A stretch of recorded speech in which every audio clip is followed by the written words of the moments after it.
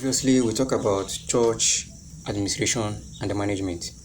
Now, we shall explain how church ought to be managed and be administered. Now, the book of, first of all, we talk about the spiritual management of the church. 3 John chapter 1, verse 4. Paul said, I have a joy of administering to the church.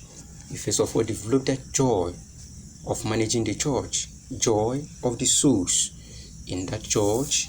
That is the first administrative pattern of managing a church. Then we also see the book of 1 Thessalonians chapter 2 verse 8. Paul said, I consider the souls more than every other thing. Now, consider the souls, esteem the souls very hard. You first and foremost consider the souls being established.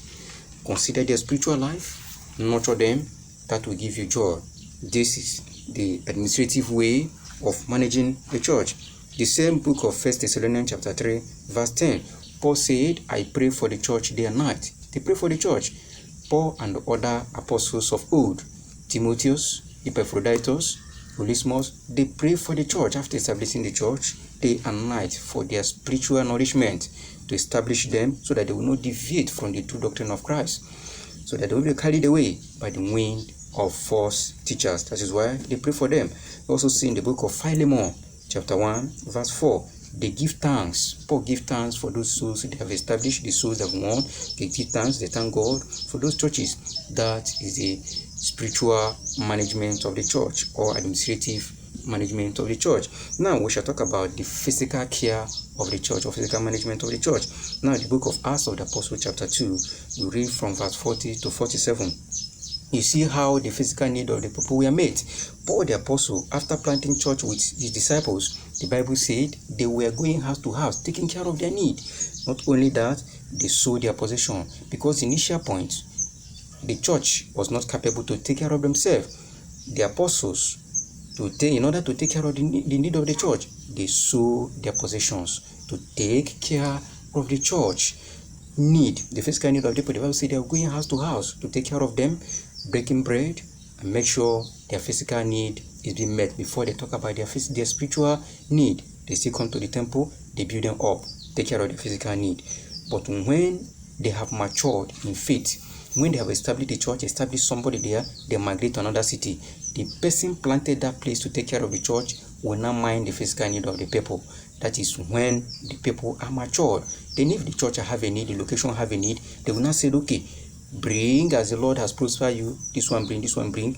They bring together, they take care of the physical need of a fellow or an individual in that particular church. That is how they manage the church. We also see in the book of 1 Corinthians chapter 16 verse 2, where Paul said, upon the face of the week, gather all as God has prospered you. Church in Jerusalem was having a need. They now called church in Antioch, church in Galatia, church in Macedonia. He said, bring, so that we meet the need of the church. Church in Ephesus, he called all those churches, church in Judea, church in Corinth. He said, gather as Lord has prospered you upon the face of the week. I will take it to church in Jerusalem as I am passing through Macedonia. And not only that, someone will go with me. That's transparency, meaning that they want to maintain transparency in church management. Paul does not have authority over church money. Paul does not control church money. As those people gather it for the need of the church in Jerusalem, he also took it to the church in Jerusalem. He said if you need be for transparency, somebody should go with him. And not only that, if nobody, he will also take the church need to that particular location. That is, if the church, the location cannot take care of themselves, they call other locations, they call other districts to help the church. But if that particular church can take care of themselves, there's no need. If the person planted in that particular place is matured and the church has grown, the person can also migrate to another city to plant a church and establish somebody there. And as he lives in that church, he will never have authority, neither financial authority of that church. He will also mind where he's going. The person he planted there will not use that place as a business center, will not use those people to make money. All he also do is to nurture those people. When they have need, he will also call for them to bring. They don't gather money and send it to anywhere. Church does not have account.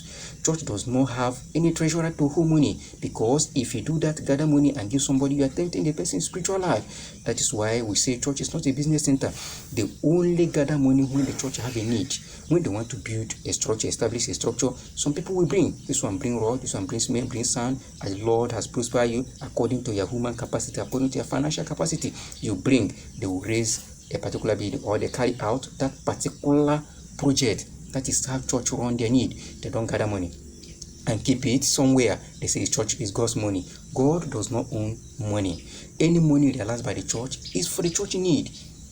That is when the people gathered, and not every time they gather, they only take offering, or they only call for financial, engagement only when there is a need, either physical need of the people or church need. They don't just every time they gather, they bring this one, they gather offering, gather tithe. Every time they gather, they buy money somewhere for church. No, it is very, very temptatious. You are tempting somebody's spiritual life by gathering such money to become rich. No, church is where spiritual mandate of the people is being, taken care of. The purpose of church is for preparation of souls for heaven. Other physical need is secondary. They are not necessary. It is only when you want to meet up the need, you gather money and meet up that need. Now, church in Macedonia, that was how church was established in Macedonia. After Paul met have established church in Macedonia, he migrated to another city.